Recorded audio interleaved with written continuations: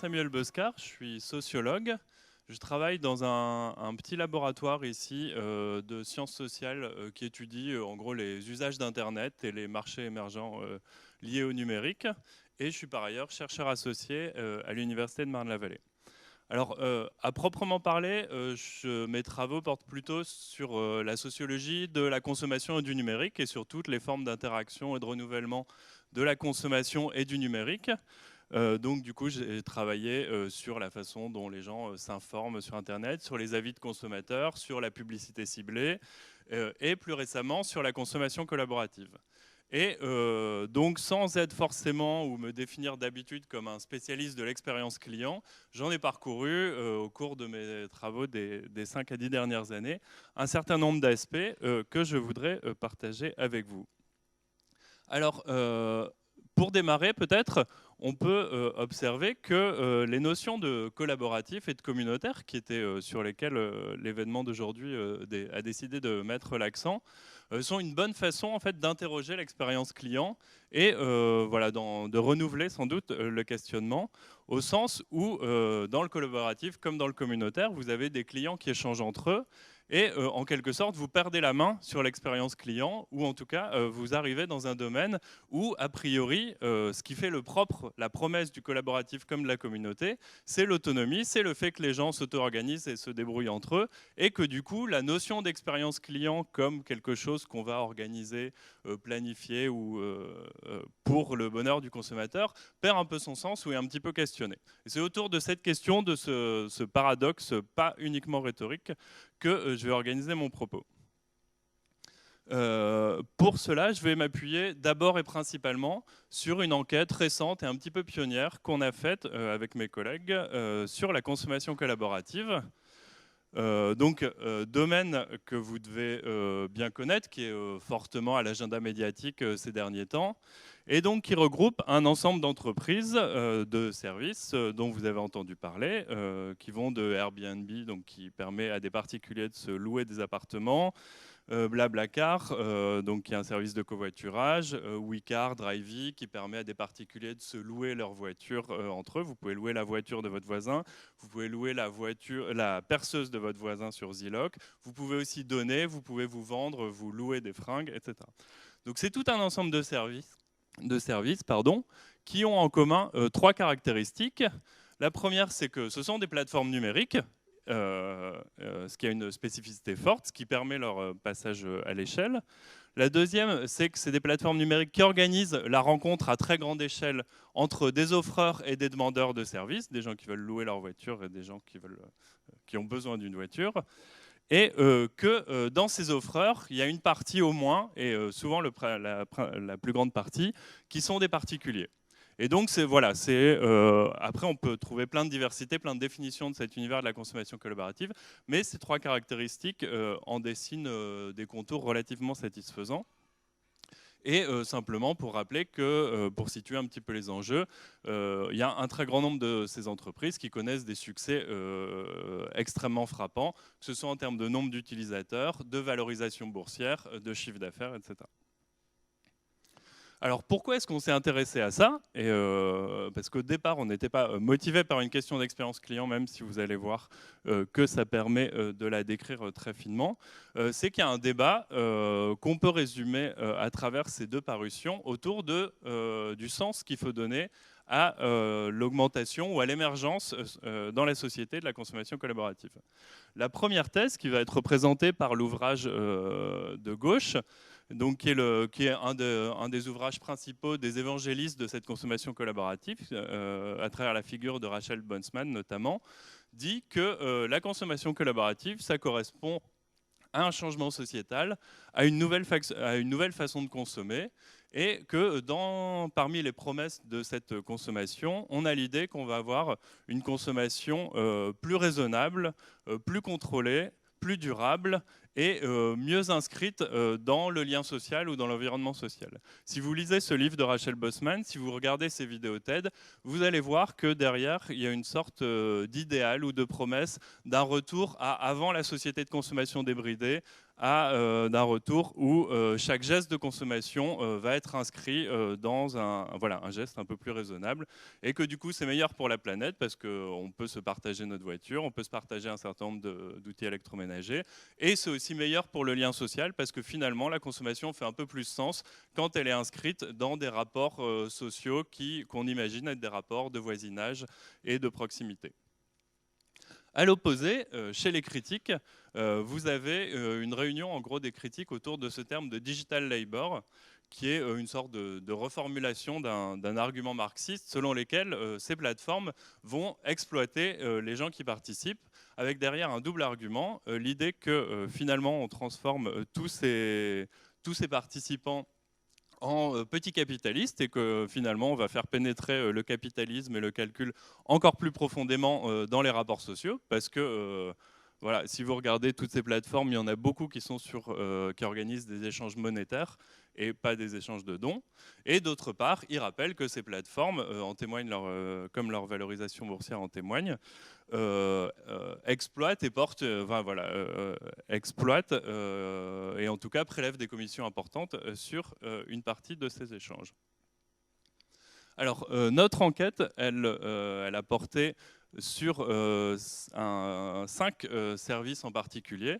Donc on a interviewé d'abord une dizaine de responsables, entrepreneurs, responsables de communication de ces entreprises qui sont présentes en France. Et ensuite, on a focalisé notre enquête sur les utilisateurs de 5 de ces services.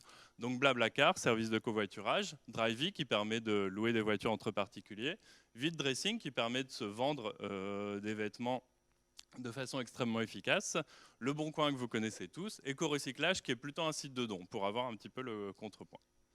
Alors qu'est-ce qui ressort de cette enquête ?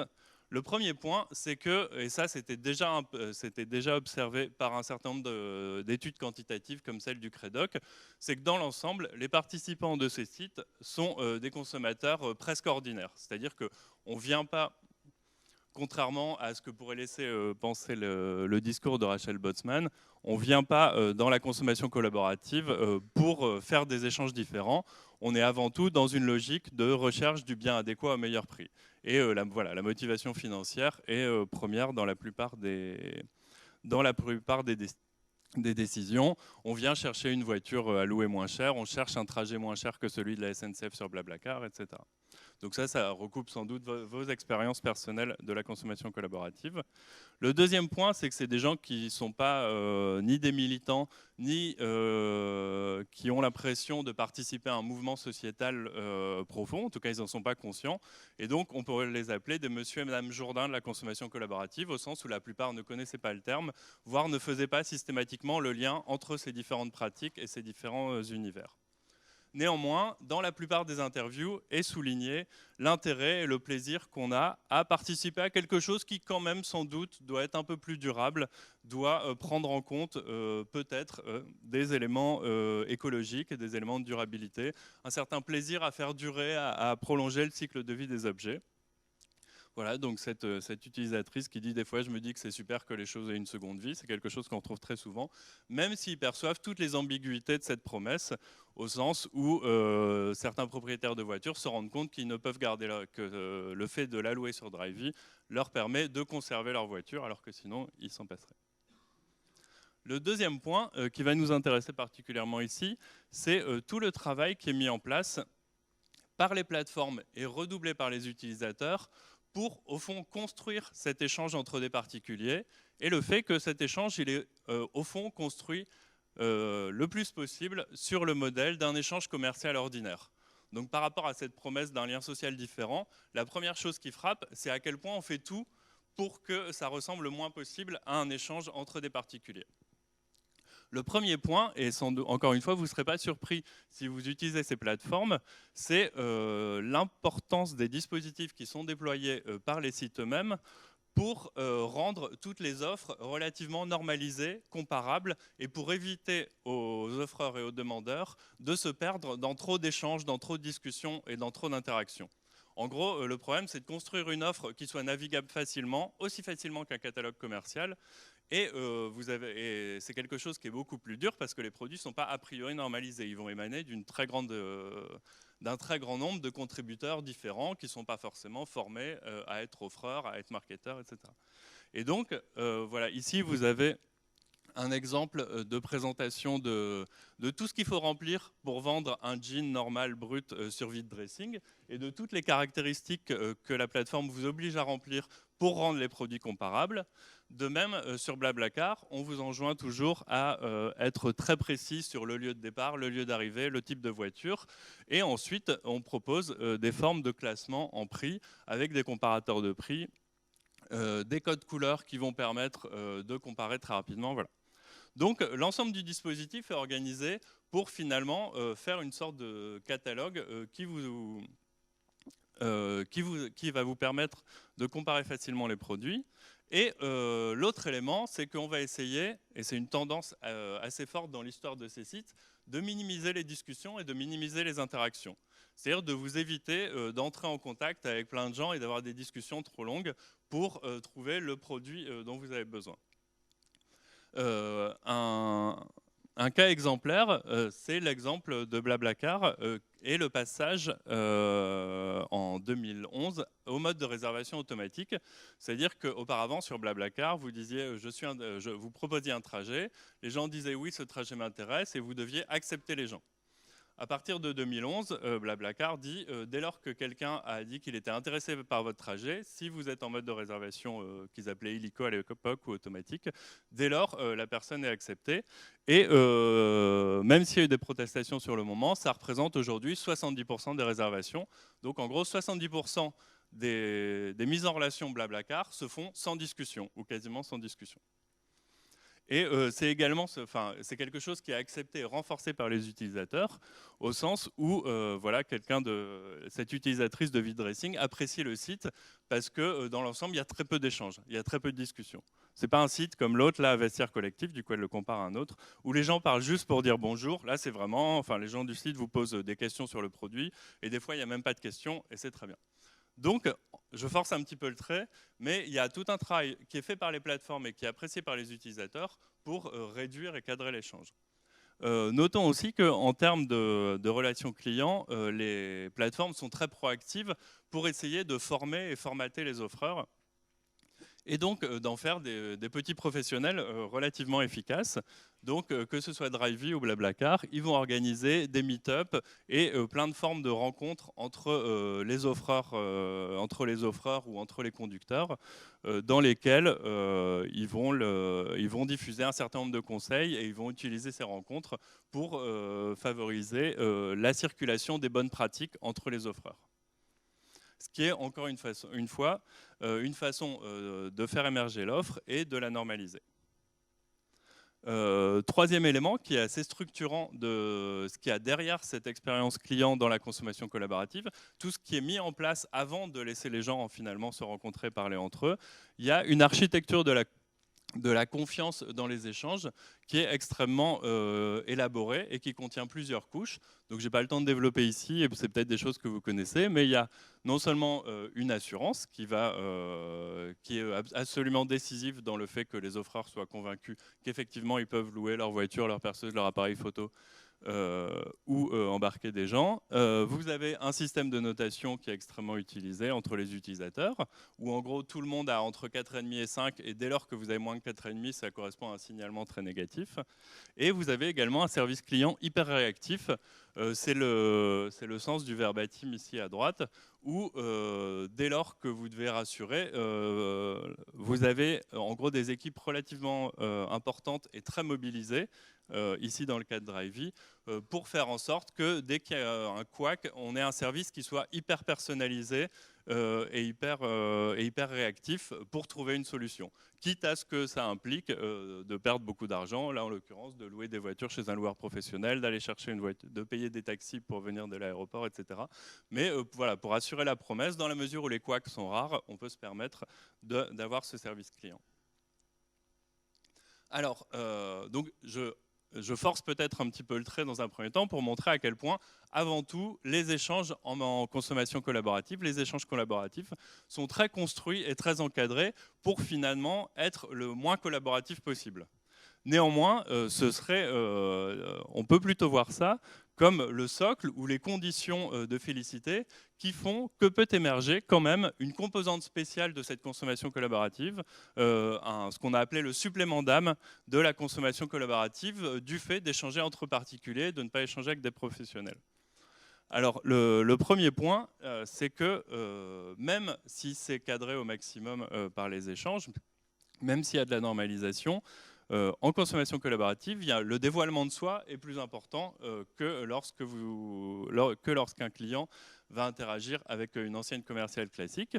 Alors, il y a des exceptions, c'est-à-dire sur vide dressing, par exemple, les échanges se passent quasiment entre anonymes et les vendeuses donnent extrêmement peu d'informations sur elles-mêmes. En revanche, sur Drivey, il y a des discussions qui sont nécessaires et on se rend compte qu'ils sont systématiques, notamment du point de vue du loueur qui doit rassurer le propriétaire sur le fait qu'il ne va pas faire n'importe quoi avec la voiture. Et donc tous, ils disent « oui, je raconte que j'ai le permis depuis tant d'années, que c'est pour partir en week-end avec ma femme et mes enfants plutôt que de partir en vadrouille en Belgique pour faire le tour des boîtes, etc. » Enfin voilà, vous avez tout un certain nombre de petits récits qui se mettent en place qui conduisent à du dévoilement et qui sont des supports de discussion qui font que l'échange est vécu comme sympathique. Sur co-recyclage, le fait qu'on transmette des objets et qu'on les donne fait que la plupart du temps, c'est l'offreur ici qui va se dévoiler et raconter à la fois la vie de cet objet et la vie et l'épisode de vie qui lui est lié.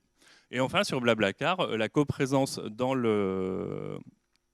l'habitacle de la voiture fait que la plupart du temps, les gens sont obligés en quelque sorte, en tout cas c'est la norme, d'échanger sur la situation professionnelle, la situation maritale et ensuite de continuer la discussion en fonction des accroches.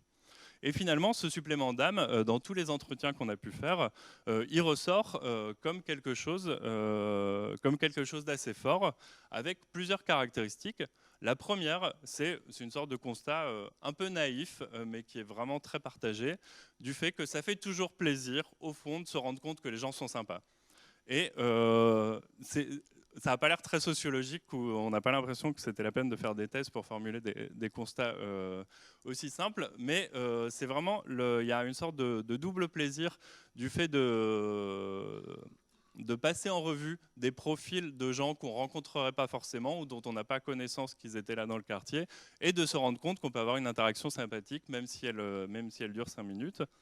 Et en plus de cette base d'échange, la plupart des utilisateurs réguliers témoignent du fait que de temps en temps, peut se produire une expérience forte, la belle rencontre, voilà, l'expérience forte, la personne relativement exceptionnelle qui a des choses vraiment étonnantes ou très émouvantes à raconter au cours d'un voyage.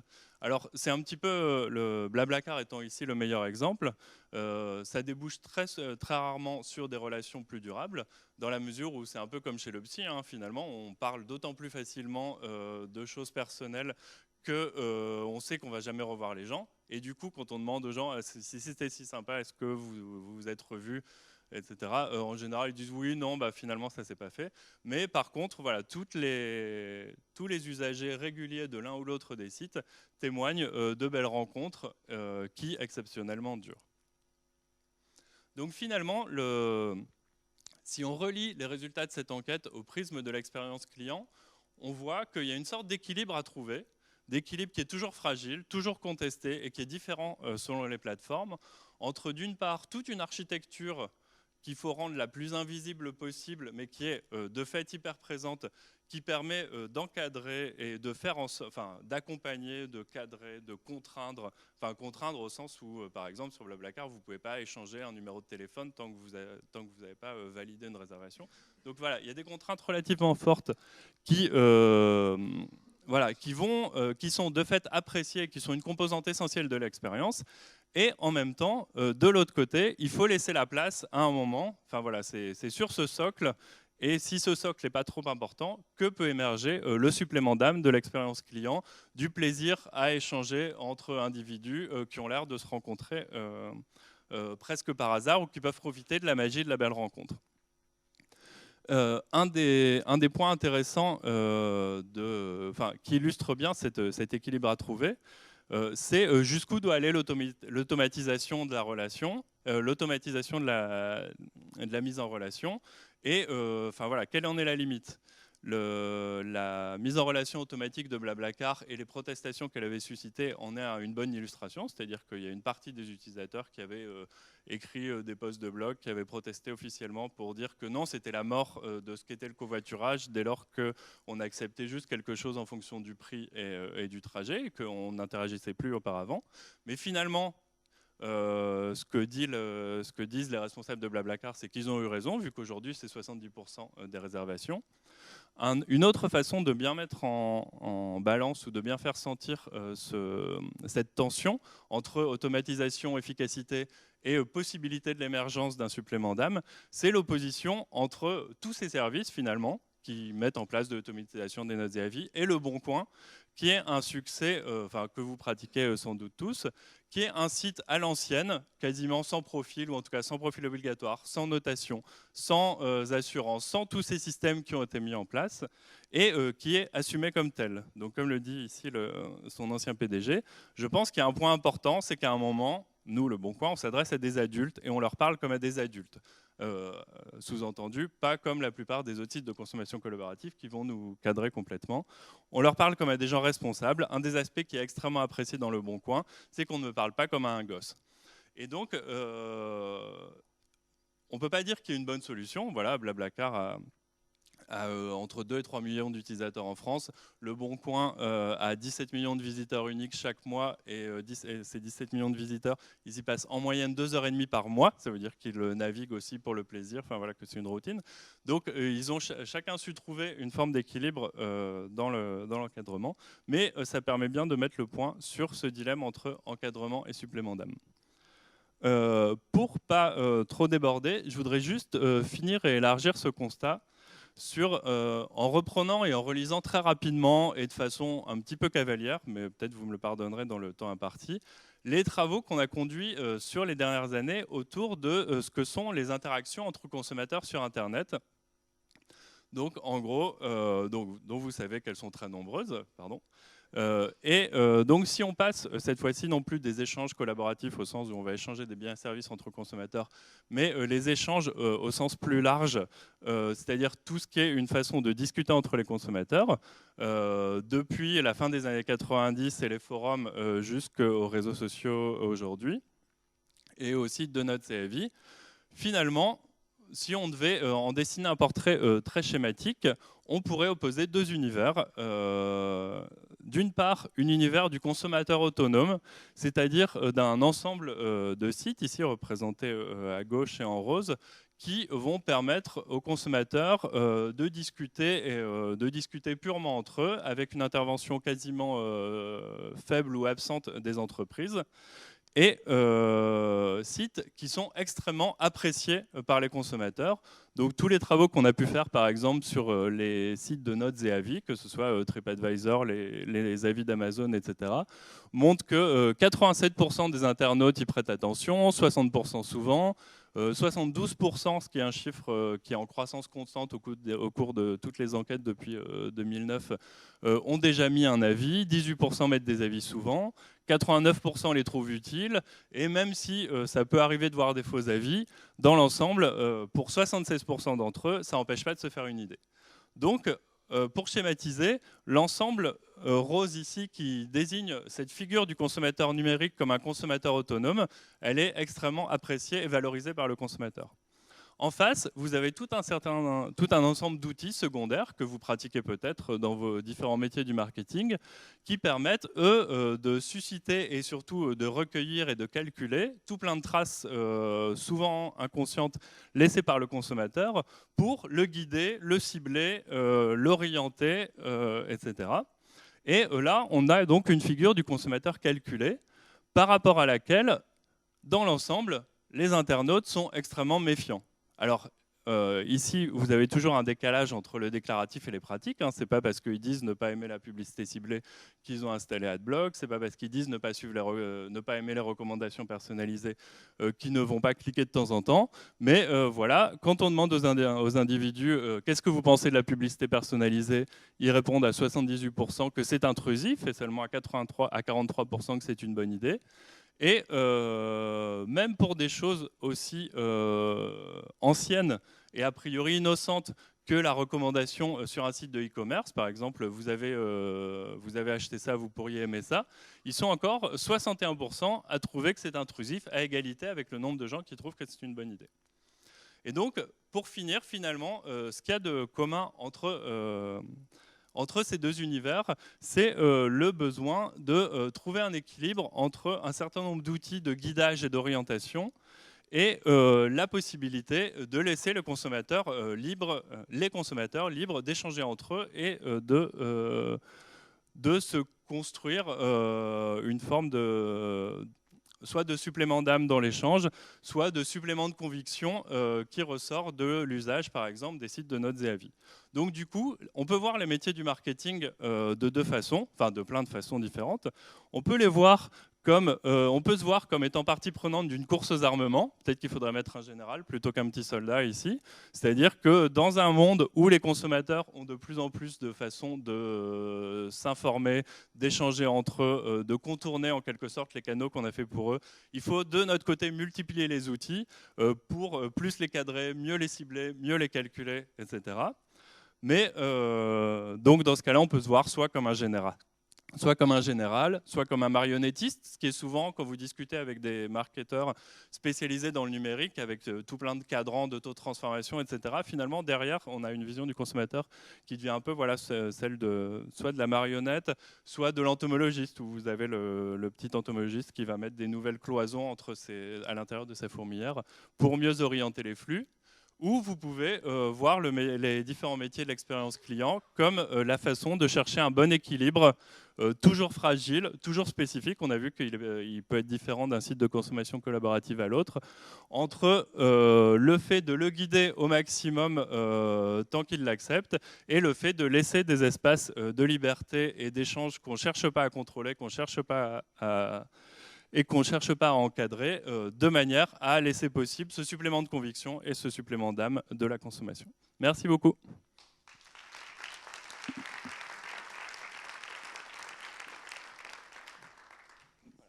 Si vous le souhaitez, il y a un certain nombre d'écrits, de travaux, d'articles, si jamais ça vous a intéressé et que vous voulez approfondir.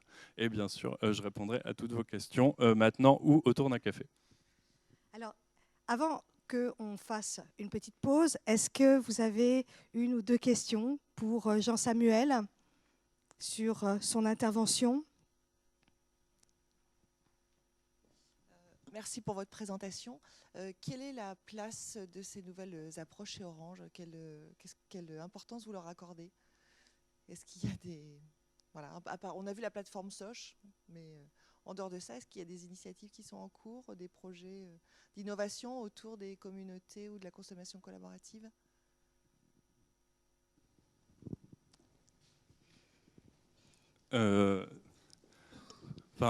Oui, il y en a beaucoup et je ne suis pas forcément la meilleure personne pour en parler, pour en faire le panorama.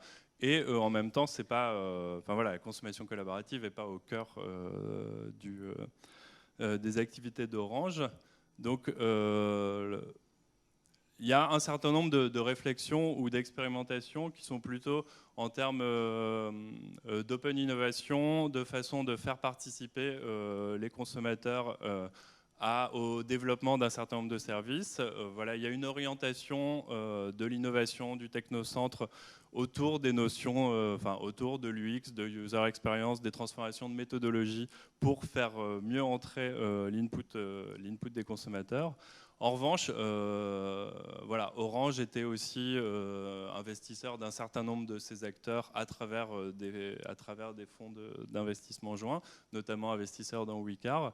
Mais disons que pour l'instant, c'est une sorte de réflexion globale autour de, à l'intérieur de notre panorama d'activités, qui est quand même relativement large, quelles sont les activités pour lesquelles soit il serait pertinent de développer des formes de services où l'échange entre les consommateurs est beaucoup plus important. Alors effectivement, c'était déjà fait depuis un certain temps, parce que c'est une pratique ancienne dans le cadre du service client, type le forum Soch. Après, voilà, il y a une réflexion, soit en termes de menaces, hein, pour parler prosaïquement, soit en termes d'opportunités, sur quelles sont les parts d'activité qui sont susceptibles d'être réalisées de façon collaborative. Merci Jean-Samuel pour cette intervention.